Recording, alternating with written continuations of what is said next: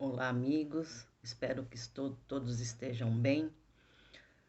Por não poder estar presente ao centro espírita, pela pandemia, pelo isolamento social, estou gravando esse vídeo para que a gente possa refletir um pouco sobre o Evangelho de Jesus.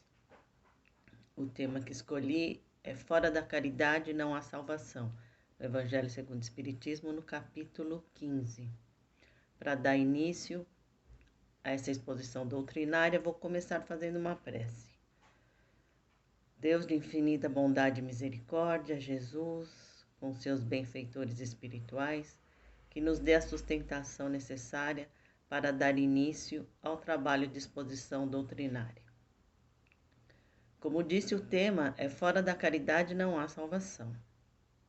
Então, para que a gente entenda um pouquinho o que é a caridade neste mundo em que nós vivemos.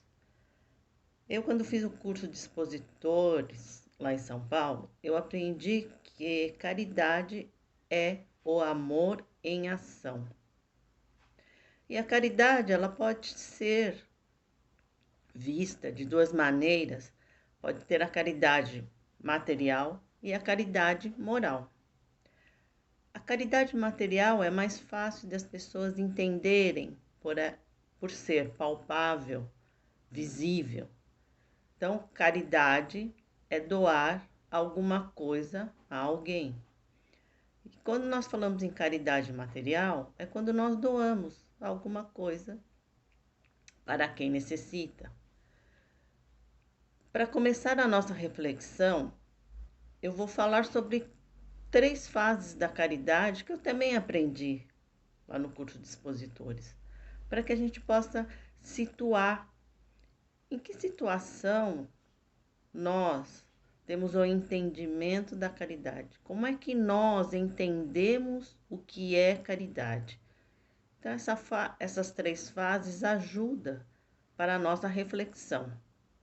A primeira fase seria quando nós separamos tudo aquilo que já não serve mais para nós, tudo aquilo que está atrapalhando em casa e levamos em alguma instituição de caridade. Ou nem levamos, pedimos para alguém levar tudo aquilo que nós separamos. A segunda fase seria quando nós já temos o cuidado de separar por itens as roupas, você coloca numa sacola, os sapatos em outra, utensílios domésticos em outra, separado, lavado, limpo, para que quem receba consiga usar aquilo que eu estou doando. A terceira fase seria quando eu compro alguma coisa nova, alguma coisa que eu goste, alguma coisa que fosse para o meu filho, para a minha filha, e faço essa doação.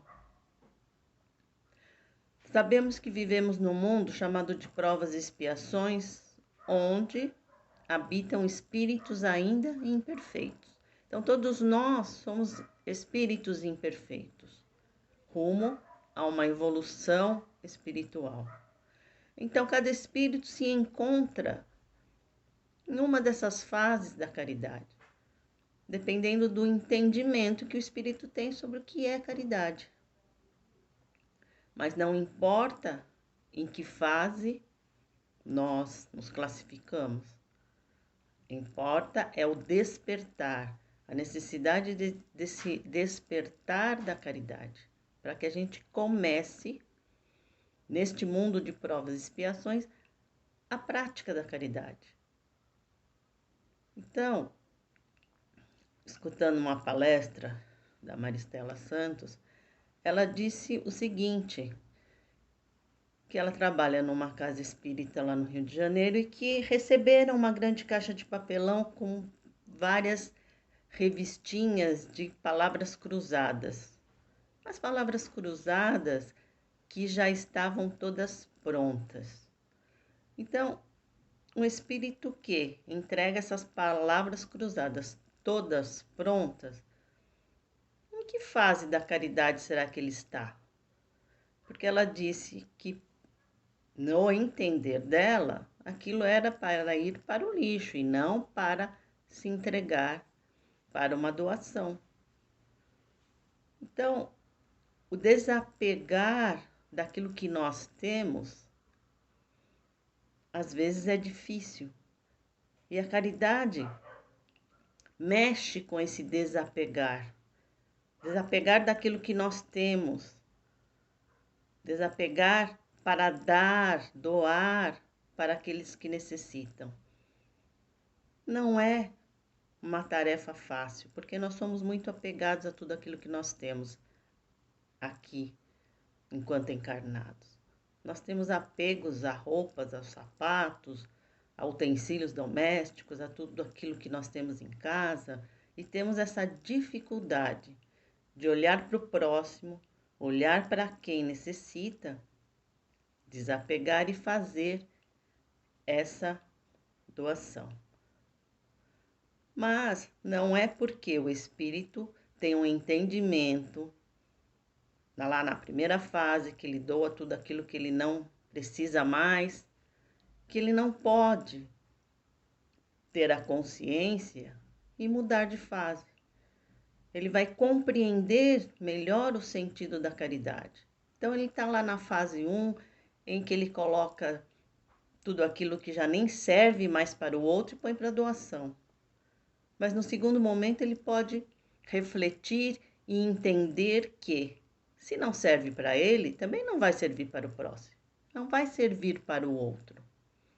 Então, quando ele tiver esse entendimento, ele já vai estar ali na segunda fase, separando realmente aquilo que serve ainda para ele, mas que ele não precisa mais naquele momento, ou ele está fazendo uma troca na sua casa e vai fazer a doação para o seu próximo.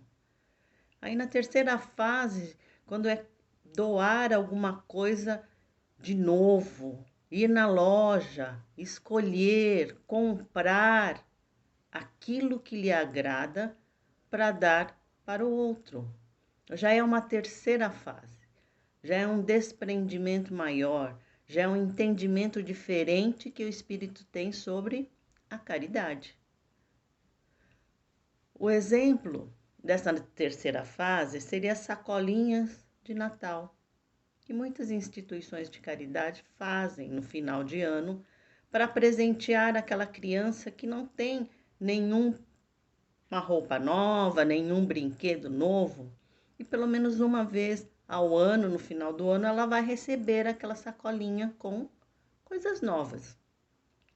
Então, na instituição que eu trabalhava lá em São Paulo, tinha essas sacolinhas de Natal para os bebês, porque tinha um programa para gestantes, para crianças, que tinha evangelização infantil, para os adolescentes, que tinha também a evangelização juvenil, e tinha a casa de velhos, Irmã Alice, onde lá havia os velhinhos, os idosos. As sacolinhas eram disponíveis para os frequentadores, trabalhadores da casa espírita. Ficava à disposição de quem quisesse pegar a sacolinha para poder presentear alguém no final de ano.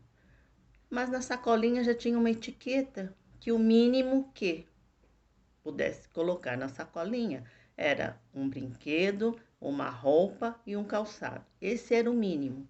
E as outras coisas que você quisesse agregar na sacolinha, você poderia, como um shampoo, um sabonete ou algum agrado a mais para a criança. E antes de fazer essa entrega para as crianças, que no final do ano tinha uma festa onde o Papai Noel chegava e entregava as sacolinhas para as crianças. Mas antes desse evento, havia necessidade da checagem das sacolinhas, porque muitas vezes a sacolinha vinha faltando. Colocava só uma roupa e um brinquedo, não tinha o sapato. A instituição colocava o sapato. Então, todas as sacolinhas, pelo menos o mínimo necessário, a sacolinha tinha, que eram esses 3 itens.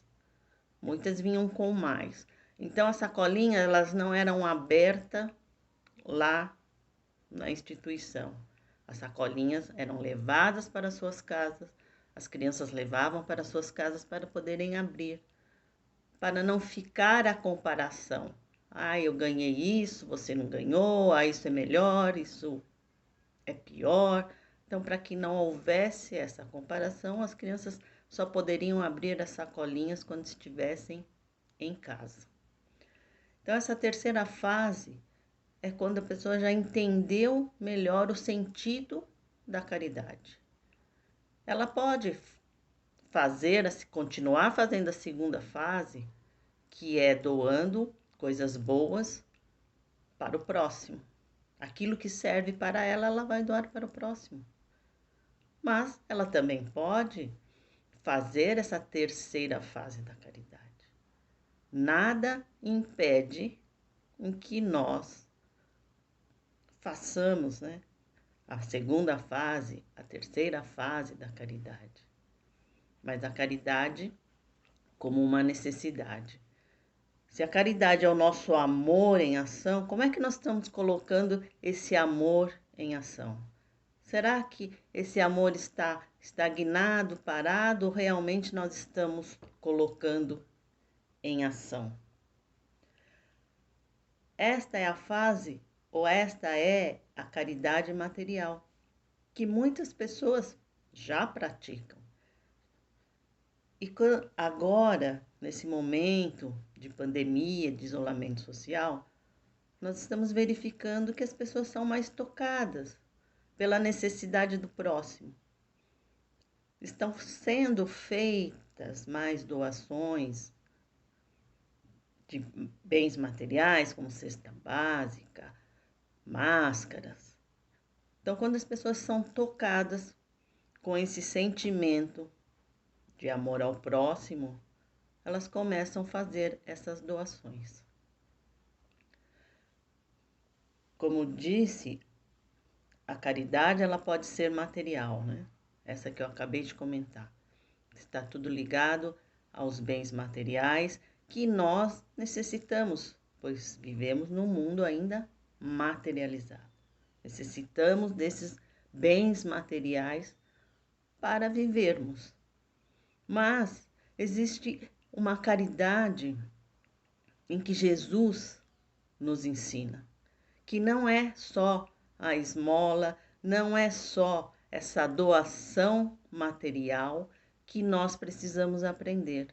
Nós precisamos aprender também a caridade moral. E na questão 886 do Livro dos Espíritos, Kardec pergunta aos espíritos: qual o verdadeiro sentido da palavra caridade, como a entendia Jesus? E a resposta: benevolência para com todos, indulgência para as imperfeições alheias e o perdão das ofensas. Então, quando eu li essa resposta, eu lembrei do BIP da Caridade. Foi uma das primeiras palestras que eu assisti aqui em Bituba, que um palestrante disse desse BIP da Caridade.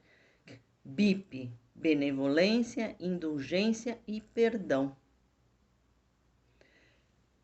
E o Haroldo Dutra, que é um palestrante espírita, escritor, ele comentou em uma de suas palestras que se nós tivermos em nós a benevolência, a indulgência e o perdão, que nós conviveríamos muito melhor com o nosso próximo.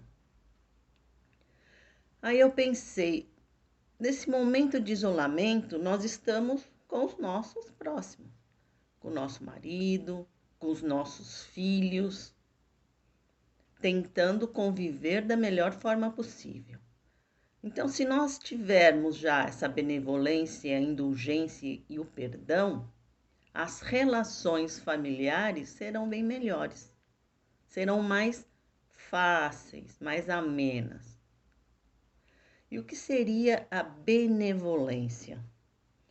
Benevolência é aquela pessoa que é boa, ela pratica o bem, ela é altruísta.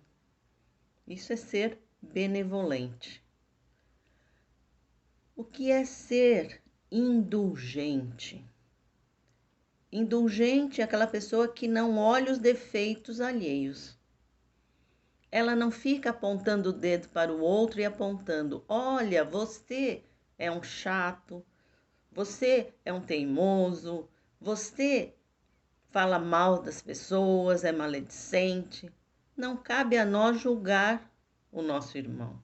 Nós podemos observar, podemos de alguma maneira ajudar, mas não temos que espalhar que o outro é maledicente, é teimoso, é ruim. Não cabe a nós fazer esse papel. Então, a pessoa indulgente, ela não faz isso. Ela apenas observa. E quando vem a palavra indulgência, eu sempre lembro da história da vidraça. Que uma senhora olhava sempre pela vidraça da sua casa. No quintal da vizinha tinha lá o varal estendido as suas roupas. E ela sempre chamava o marido e dizia: olha, marido, as roupas da vizinha, como estão amareladas, sujas, encardidas. Isso era uma constante. Então, todo dia ela ia verificar se a vizinha tinha aprendido a lavar as roupas que estavam estendidas no varal. E um certo dia ela chamou seu marido e disse a ele: olha, a vizinha aprendeu a lavar as roupas. Estão estendidas lá no varal, mas estão limpinhas. Olha que maravilha. E o marido apenas disse a ela: não foi a vizinha que aprendeu a lavar as roupas, fui eu que limpei a sua vidraça. Então, a pessoa indulgente, ela não vai olhar o defeito, a imperfeição do outro, mas ela vai olhar para dentro de si e verificar quais são as imperfeições que eu tenho, o que eu preciso melhorar dentro de mim. É isso que ela vai fazer. E tem um teste que é interessante, que eu vi pela internet, que um palestrante comentou sobre a indulgência e sobre esse teste que eu achei interessante, vou compartilhar com vocês. O teste é simples, é só pegar uma folha de papel, fazer um pontinho preto bem no meio da folha, levar para alguém e perguntar: o que você está enxergando aqui? Uns vão responder: o pontinho preto. Outros vão responder: a folha em branco. Então, aquele que verificar que a folha está em branco é porque já é uma pessoa indulgente. Aquele que observar apenas o pontinho preto é porque não é indulgente. E ele disse que 99% das pessoas não são indulgentes, que a maioria ainda aponta o dedo, que a maioria julga o comportamento alheio, mas esquece de olhar para dentro de si mesmo. E eu fiz esse teste aqui em casa. Quem está próximo de mim é o meu marido, né? E eu achando que ele ia enxergar o pontinho preto como eu enxerguei o pontinho preto. Mas não, ele enxergou a folha em branco.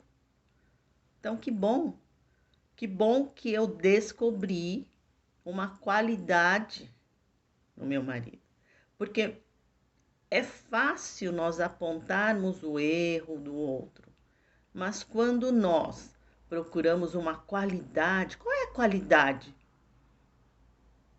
que o meu companheiro, meu parceiro, meu marido tem? Aí nós achamos dificuldade. Nós ficamos pensando e muitas vezes demoramos para responder. Mas quando é uma imperfeição, rapidamente a gente tem a resposta. Isso é conosco também. Quando nós falamos quais são as suas imperfeições, rapidamente nós vamos falar quais são. Mas quando perguntam para nós quais são as suas qualidades, suas virtudes, aí a gente sempre pensa e fala, ai, deve ser isso, acho que é assim, mas não temos certeza. Nós não temos certeza nem das nossas próprias qualidades, das nossas virtudes ainda. Temos essa dificuldade em identificar. Então, a pessoa indulgente, como disse, não olha defeitos, não julga, apenas observa. Perdão. Quantas vezes devo perdoar o meu irmão? Perguntou Pedro a Jesus. Não, não 7 vezes, mas 70 vezes 7 vezes. Então, nós temos que perdoar o nosso irmão infinitamente, quantas vezes forem necessárias perdoar. No nosso dia a dia, muitas vezes, na convivência diária, às vezes o outro fala uma coisa que você não gosta, você fica magoado, chateado, mas há aqui a necessidade de perdoar. Você fica chateado na hora, mas logo você perdoa, releva.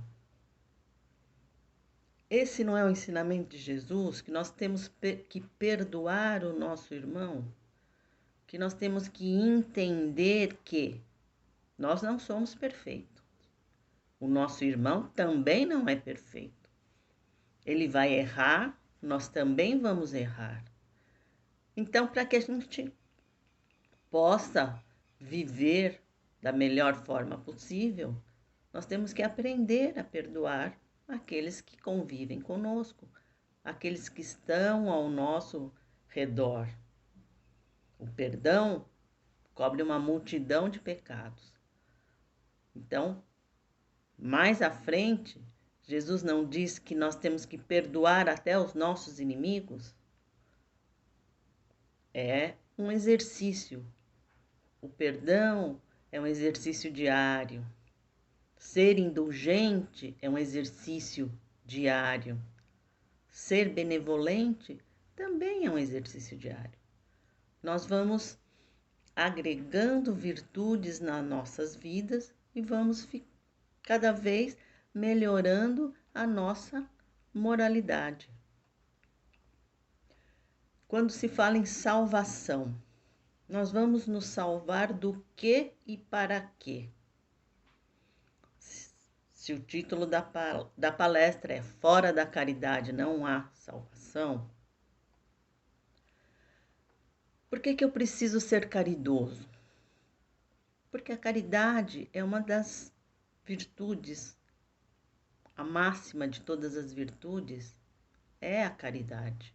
Então nós temos que aprender, nesse mundo ainda de provas e expiações, a fazer a prática da caridade. Para quê? Para a salvação, mas salvar do que nós vamos nos salvar se eu começar a praticar a caridade? Então, espíritos mais evoluídos praticam a caridade naturalmente. Nós, pela nossa imperfeição, às vezes nós temos dificuldade, porque a caridade não é com hora marcada. Essa semana eu vou praticar a caridade. Eu vou doar uma cesta básica. Essa semana eu vou fazer um trabalho voluntário. A caridade não tem hora para ser praticada. É a todo momento, diário, a todo momento da nossa vida, nós estaremos praticando a caridade. E nós vamos nos salvar. O que seria essa salvação? É a salvação quando nós falamos em imperfeições. É melhorar as nossas imperfeições, é adquirir mais virtudes para elevar o nosso grau moral. E nesse momento que nós estamos encarnados, nesse mundo de provas e expiações, a salvação é quando nós entendemos que nós pedimos para reencarnar, nós pedimos uma nova oportunidade e nós estamos tendo essa oportunidade. Estamos aqui na Terra, que é uma grande escola, onde nós estamos aqui para aprender aquilo que não aprendemos em vidas passadas. Então, por que nós vamos desperdiçar mais uma encarnação? Porque a nossa teimosia nos traz para esse mundo de expiação e prova. Porque se não fôssemos espíritos teimosos, com certeza estaríamos em mundos melhores.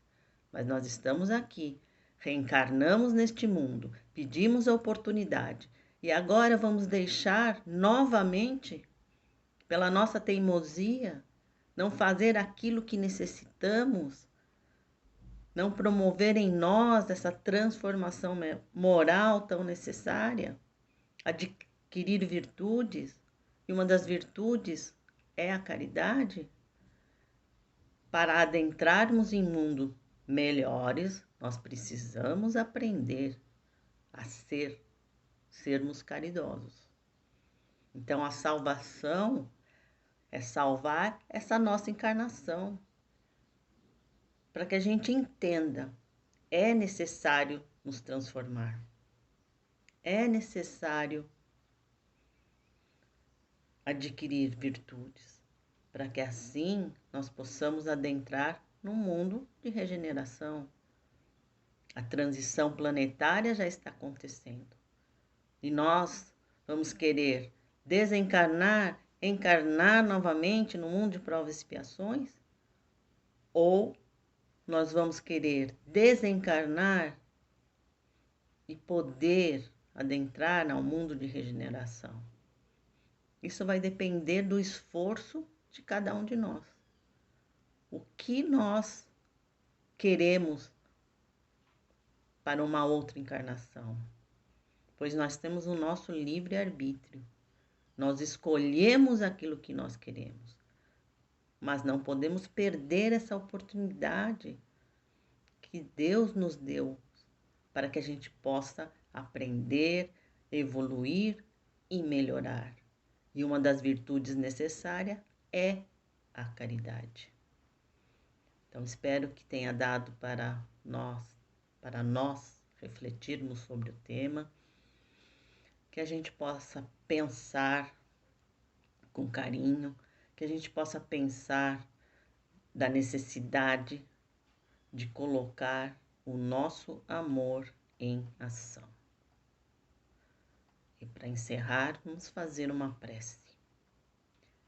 Deus de infinita bondade e justiça, Jesus, com os seus benfeitores espirituais, agradecemos pela dádiva da vida, agradecemos por estarmos todos bem. Que assim seja, graças a Deus.